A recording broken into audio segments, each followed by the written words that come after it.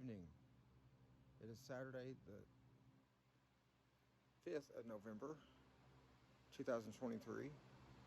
Just a reminder to everyone to set their clocks back 1 hour. If you do that, you will not be late for church. If you do not set them back 1 hour, you will be early for church tomorrow morning. Maybe we need to tell people not to set their clocks back, and that way they will be early for church. I do want to talk about, this will be my third video on this channel, how I got into music, how I became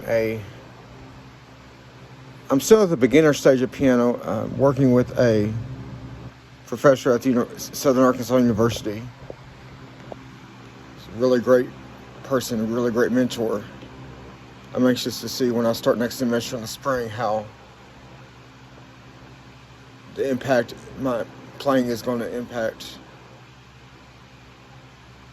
myself as well as others. And the starting date is January the 9th. It's on a Monday, the second week in January. So I had to have all my ducks in a row before the start of the next spring semester 2023. Can you believe it? We're almost in the new year. All right. I got into piano at the age of around 5 or 6. I played primarily most of my life for the church.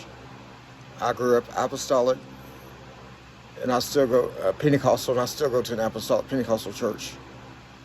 I play piano. I play piano and organ, Hammond organ. There's nothing like the sound of a Hammond organ.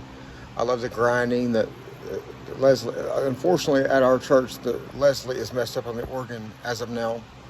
But I think we have a C3 model. But I digress. When I was first started playing the piano, I had a couple of lessons from the people in the church. My stepmother, when I would go to my dad's every other weekend, she would teach me a little tidbits here and there. And then a lady at our church in Mayflower, Arkansas, she would teach me some. I played by ear, and I still play by ear. But as people know, as you all, I don't know if everyone knows, but most people know that when you go to a college, when you are in a college setting, university setting, you have to read the notes. You have to read sheet music. You have to read the treble clef and the bass clef at the same time. And we will talk about that more in the next upcoming videos. This is just my third video. And yes, you will eventually hear me playing the piano. I promise. My piano's at another location, but I will be uploading some videos. And I'm talking about acoustic piano. I have an acoustic piano at one of my family members' houses. However, I do have a digital piano. It's out in the garage, but I will get that over to this current place, this current residence, in maybe a week or so. But you're reading the treble and bass clef. You're reading both lines on the staff at the same time, and you have to determine if it's what key it's in based in the key signature. Whether if it's a major, minor, whether if it's sharp or flat, all those, and what time signature it's in. All those factors have to fall into place. And the dynamics, such as mezzo, forte, pianissimo, piano, different dynamics that you have to read, that you have to know what the meaning of those are. When you're playing by ear, you more or less you improvise. You don't have to worry about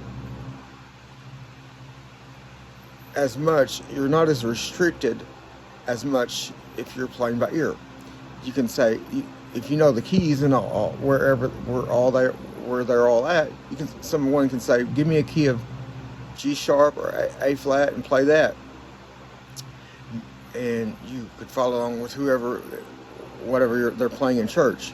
Some people have to have a lead sheet. I don't use lead sheets. I just play by ear off the cuff because I'm more familiar with the chords and chord progressions. Most of the chords in church are playing 1, 4, and 5 primarily, such as C, F, and G. That's a 4 is the key, 4 is the, in the key of C. 4 is the F key, and G is the fifth. 1, 2, 3, 1, 2, 3, 4, 5. C to C is an octave, goes all the way up the scale. Primarily, that's what you're doing, and you'll have different chord progressions such in church, such as the 1, 6, 2, 5, 1. I'll talk about that a little more later.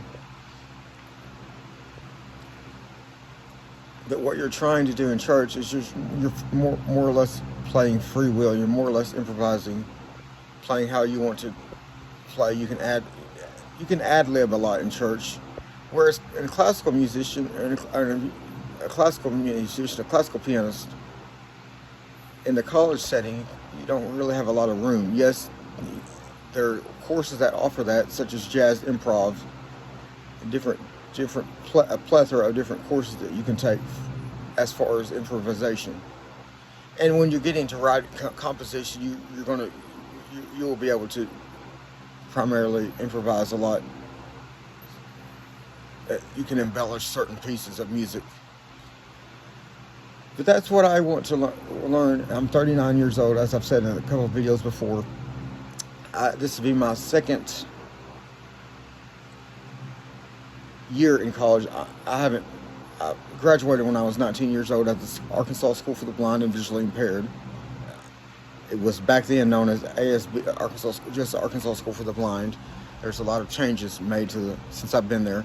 Graduated in 2002, and I dropped out of college, and then I'm going back, and I'm hoping to finish with a strong emphasis in music. I was wanting to know any music majors out there, what kind of advice you would have as a returning student who has not been in college for a while to launch my platform on how I could get started again as a startup launching a new launching pad. Because I know I know a little bit of theory, but it's not going to get me all the way. I want to know that I know it. I want to have perfect practice every day, every time I practice piano. I can go practice all day long, but unless they say practice makes perfect, but perfect practice makes perfect. So I was wanting to know anyone's advice out there on the YouTube platform. And with that, I will hopefully talk to you next time. I'm going to be breaking down more music terminology, and we're going to start looking at the piano keyboard and go from there. We'll start out with the key of C. Although here recently, my favorite key has been, thought I would never say this in a million years. I used to hate playing in the key of B major, but that's one of the most easiest keys to play in because it has 5 sharps: C sharp, D sharp, F sharp, G sharp, and A sharp. And there's only 2 Y keys, the B and the E. So